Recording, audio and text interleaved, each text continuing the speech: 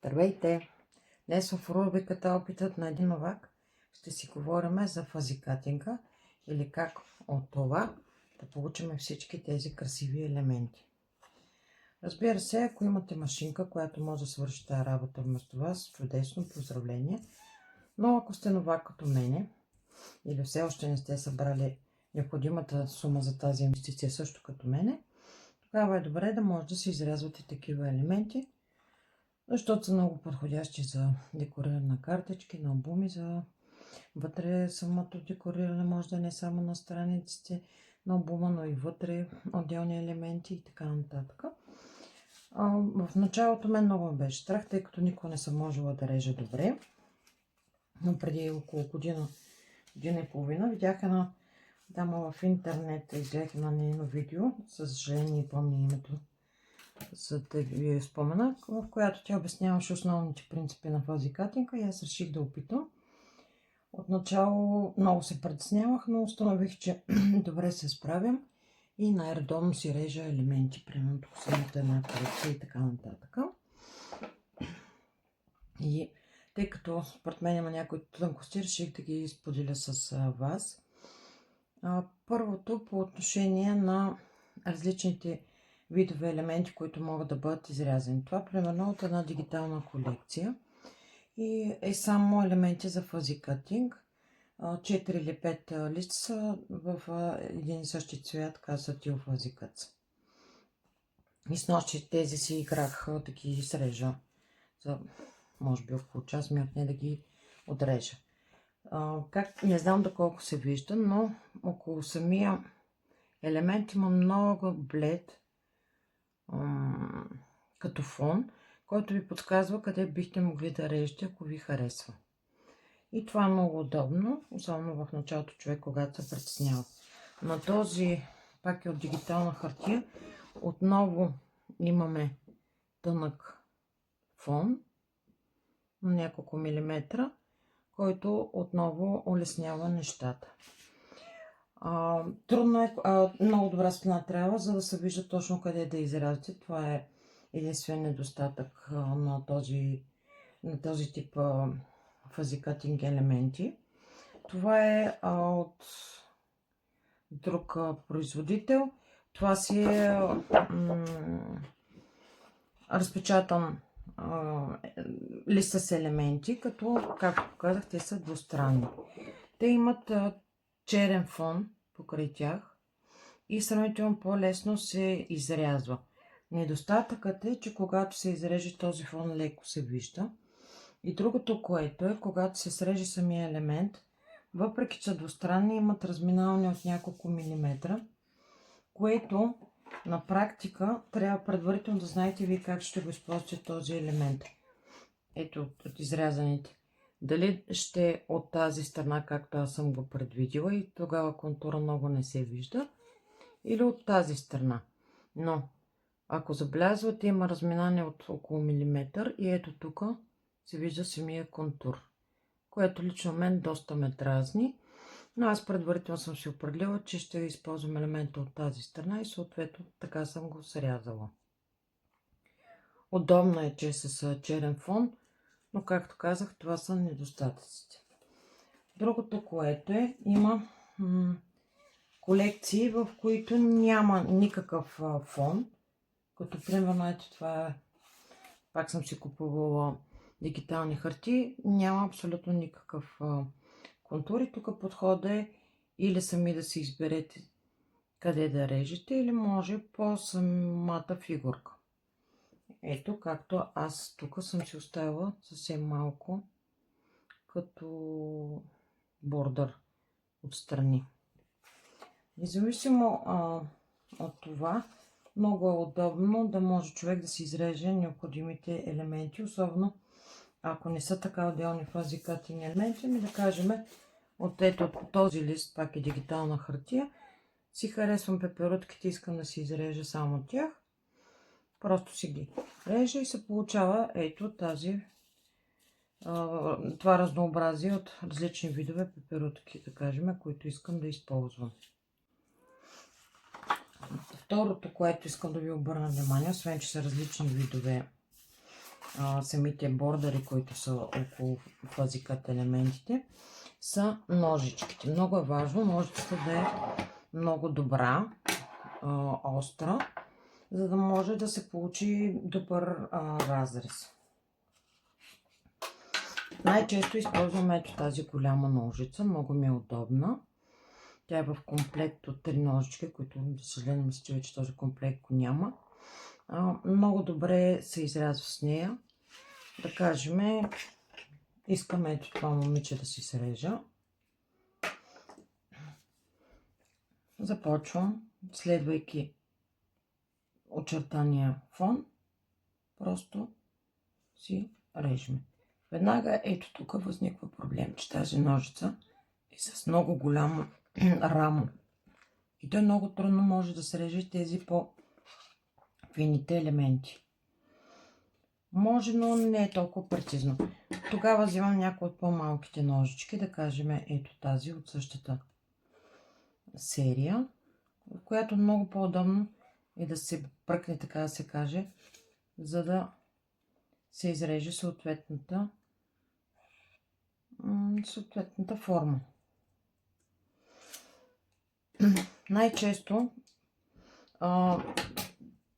тази също е много хубава ножица, много хубаво реже, но абсолютно същия проблем, много е дебела и трудно може да се направи прецизен разрез, когато става въпрос за фини елементи. Затова най-често използвам ето тази ножичка. Вижте колко е тънка. Остриетата са доста прецизни, по-скоро бяха. След първата, втората употреба се изтъпиха.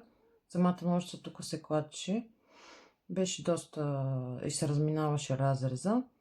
Отделно на самото острие има някакъв дефект, който много неприятно остава следа. Ето.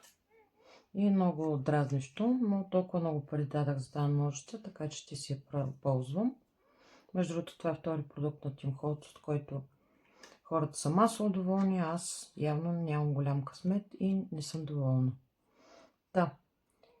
Просто си следваме контура, като принципа е, че се върти самата хартия около ножицата, а не ножицата. Тоест, ние само отваряме и въртиме самата хартия.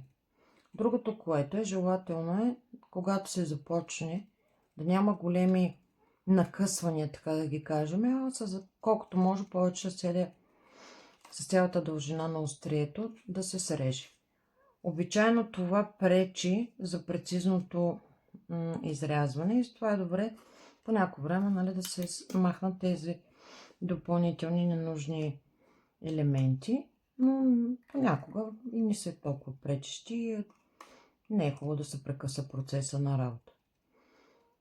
Понякога е необходимо малко повече време да се отдели, а друг път си върват нещата много лесно, бързо, стегнато и така нататък.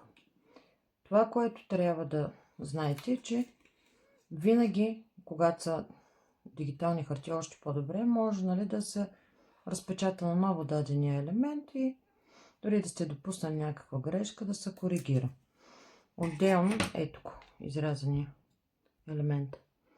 Отделно, може някакви несъвършенства да се коригират да кажем, с дистрес мастил. Ето, онен ден се занимавах с един проект, имам тук изрязани някакви цветчета. Да кажем, не ми харесват, не съм работила много прецизно или просто искам да им дам характер. Заради това с дистрес мастил, в случая Vintage Photo, нам по край това скрива разни несъвършенства, ако има. Този табър е много дебел, ще опитаме с тънката. Ето. И се прикрива, ако има нещо, което не ви допада или смятате, че не сте го срязали много прецизно. Това е хитър начин да се прикрият тези несъвършенства. Но всичко е въпрос на тренировки, опит и най-вече да няма страх от самото изрязване. Както каза тази дама в своето клипче, няма полиция по фазикатика, както ви харесва, така ще бъде. Никой не знае какво трябва да бъде предварително, вие си решавате сами за себе си. Какво още исках да ви покажа? Да, как си ги съхранявам. Обичайно колекциите и съхранявам в една кутийка от Бобони Линдор. Тук са изрядени елементи от Lady наред на Scrap Boys. Сега за тази е от на Виктория Дизайн с любимата ми колекция за... Не си спомням какво се казва за пеперудки. Може би само Би да беше. Си ги събирам тук. Имам много такива кутийки и кутийчици, в които си събирам елементите от дадена колекция. Защото обичам да са си заедно. Не знам кога какво ще ми потребва. Но, примерно, както и поках пеперудките, може да са и просто така, за всеки един подходящ повод да се използват. Ето, както ви казах, онзи ден се занимавах с един проект. Това са скрити кламери. Ето, използва така на даден лист. Може да вземе по-прецизен лист. Това е от двете страни се използва. Всичкото това е с фазикат елементи, както се вижда. Леко съм ги дистреснала и декорирала. Това е едно приложение, което може да има. Второто е на тази колекция бебешки албум. Купих още в началото като дигитален вариант и нямаше все още отделни paper cut елементи. И заради това от самата колекция си изрязах аз. Ето, примерно, това е с фази катинг, това е с фази катинг, това, луничката, тук долу този елемент. И затова смятам, че е много ценно да може човек сам на ръка да се изреже каквото му е необходимо, за да се декорира. Другото, което исках да ви покажа, че аз използвам фази катинг и за така наречените зелени декорации, зелени в случая, които една част са с щанца, тези премиум са изрязани с щанца. Но тези малките листчета съм ги изрязала на ръка. Как? Имам хубав печат, поне аз си го харесвам. Ето, напечатвам си. След това си изрязвам отделните листа и вече с подходящ цвят мастило, в случая това е Paint, си ги дистресвам и получавам който цвят ми е необходим. И ето, ще ви покажа как в случая това е не много прецизно напечатан елемент. Ще го изрязвам.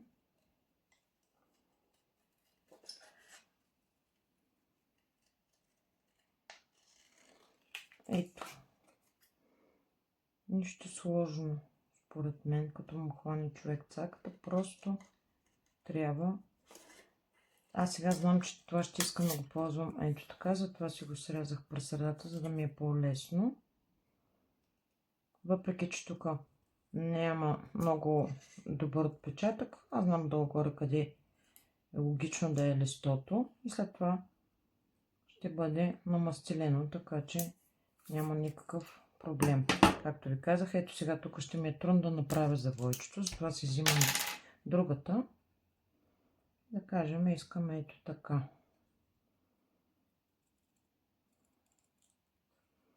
Изрязвам си. След това ще си го дистресна. Ще си го намажа с дистрес мастилата. И ето така получихме разнообразни листа, които са по размер, по форма различни и могат да се използват по различни проекти, което според мен е много удобно. Особено ако нямате много щамци за зелени. И това е. Мисля, че бихте могли да имате полза от моите наблюдения. Надявам се да ви запалят да опитате. Ето, още едно малко красиво елементче. Защото фазикатинга е нещо много удобно, много приятно и човек може да има всичкото това разнообразие и то изрязано със собствените му ръчички. До следващия път. Чао!